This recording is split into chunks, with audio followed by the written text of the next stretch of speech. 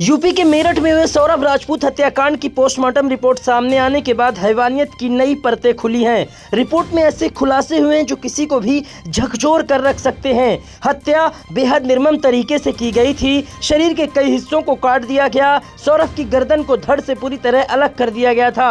सौरभ राजपूत की मौत का कारण चाकू के वार से हुए गहरे जख्म, अधिक खून बहने और शॉक बताया गया है। ये चोट इतनी गंभीर थी कि इनके चलते सौरभ की मौके पर ही मौत हो गई। पोस्टमार्टम रिपोर्ट के मुताबिक गर्दन के चारों ओर गहरे कट के निशान पाए गए हैं। दाएं और बाएं कान के नीचे, जबड़े के दोनों और गर्दन के पास कई गहरे घाव हैं। सबसे भयावह तथ्य ये है कि गर्दन पूरी तरह धड़ से अलग कर दी गई थी। दोनों हाथ भी कलाई के पास से काट दिए गए थे। दिल के पास भी गहरे जख्म के निशान हैं। छाती में बाईं तरफ 6 सेंटीमीटर बाई 3 सेंटीमीटर आकार का गहरा घाव मिला है।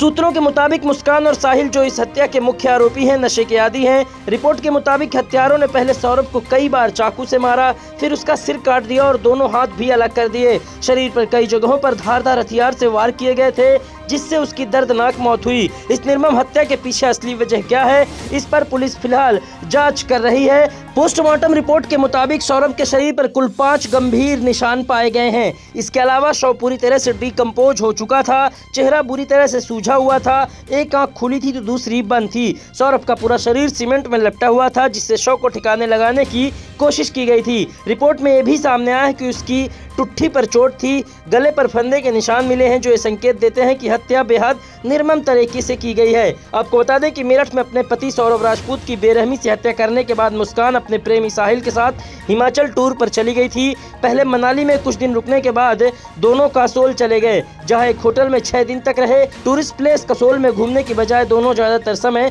होटल के कमरे में ही बिताते थे। तो फिलहाल पुलिस पूरे इस हत्याकांड की जाँच कर रही है। हर एंगल से इस जाँच की जा रही है, लेकिन जो पोस्टमार्टम रिपोर्ट सामने आई है वो झकझोर देने वाली है।